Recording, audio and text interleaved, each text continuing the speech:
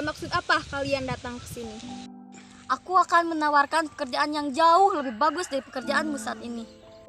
Pekerjaan apa kalau kita boleh tahu? Lebih baik kalian menjadi seorang pedagang.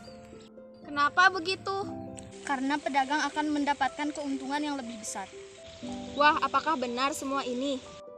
Tentu saja benar, saya akan memberikan keuntungan jauh lebih besar daripada keuntungan bertani. Mengapa kau begitu yakin jika keuntungan berdagang lebih besar daripada bertani?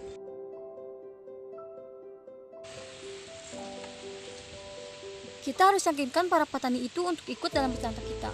Jangan sampai mereka tidak mau, karena jika tidak dapat keuntungan yang semakin besar dan mengumpulkan logam mulia sebanyak-banyaknya, negara kita akan semakin bebas berkuasa dan semakin maju. Baik Tuan, saya setuju dengan perkataan Tuan. Jadi, bagaimana tawaran kita? Apakah kalian bersedia, wahai petani? Sepertinya kita membutuhkan waktu sedikit untuk memutuskan pengajuan ini. Bukankah begitu, kawan? Tentu saja kita membutuhkan waktu untuk memutuskan ini semua. Baik, jika begitu saya akan kasih waktu kalian dalam 2 hari. Jika tidak ada kabar dari kalian, kita anggap kalian setuju dengan kerjasama ini.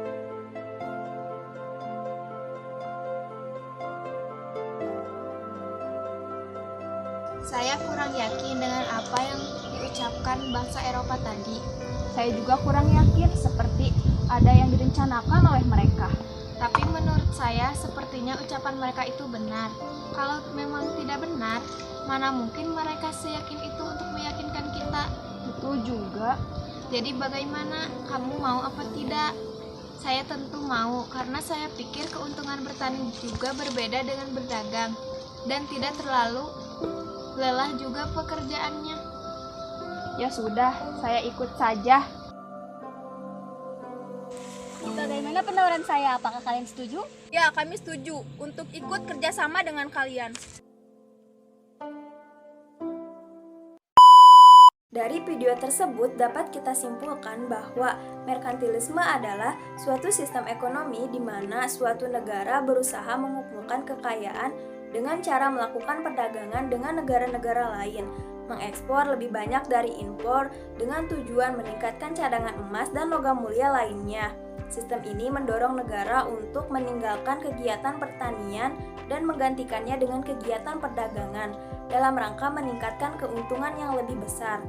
Sistem merkantilisme ini berlangsung dalam skema kerajaan yang disebut Mother Country. Mother Country ini akan mengontrol semua perdagangan di kolonialnya. Koloni dilarang berdagang dengan koloni lain atau kerajaan lain. Selain itu, kerajaan akan berusaha menekan impor dan mendukung ekspor.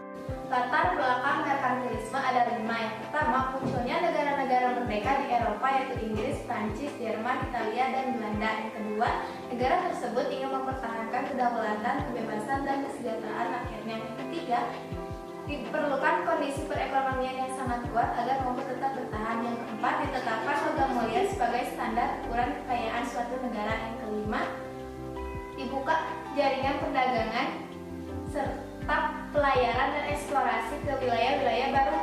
Tujuan merkantilisme ini ada 3. Yang pertama, melindungi industri perdagangan dan melindungi kekayaan yang ada di negaranya masing-masing. Contohnya itu seperti negara Inggris yang menjadikan praktik politik ekonomi merkantilis demi untuk mendapatkan neraca aktif yang bertujuan untuk mendapatkan keuntungan besar dari perdagangan luar negeri. Yang kedua, melibatkan pemerintah dalam hal usaha dan perdagangannya.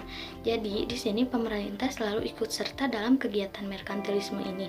Dan yang terakhir, mendorong pemerintah untuk menguasai daerah-daerah yang akan dimanfaatkan sebagai daerah monopoli perdagangan tersebut. Dalam kegiatan selanjutnya, sejak saat itu tidak sedikit penjajahan dan pelayaran bangsa-bangsa Eropa yang dibiayai oleh raja atau negaranya demi untuk mendapatkan logam mulia yang sebanyak-banyaknya.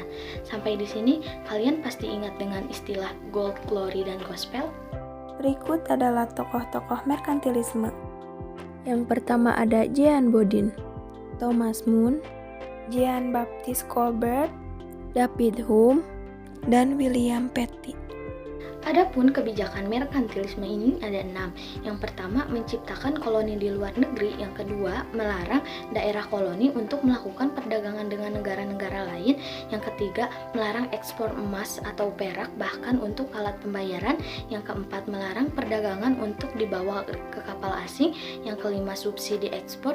Dan yang terakhir, mempromosikan manufaktur melalui penelitian atau subsidi secara langsung. Ciri-ciri merkantilisme ada 8, yaitu 1. Negara adalah satu-satunya penguasa ekonomi. 2. Mendapatkan logam mulia atau emas sebanyak-banyaknya menjadi tujuan utama. 3. Meningkatkan perdagangan luar negeri.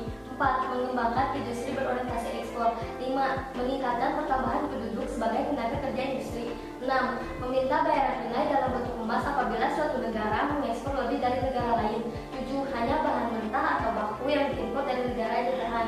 8. Mencari negara-negara jajahan untuk mencari kekayaan. Dampak merkantilisme bagi dunia ada 3. Yang pertama, berkembangnya kolonialisme dan imperialisme oleh bangsa Barat berlomba-lomba mencari daerah jajahan baru. Yang kedua, semakin aktifnya tingkat perdagangan internasional, kegiatan perdagangan antar negara pun semakin gencar dan kesebarannya sampai ke wilayah Asia dan Afrika.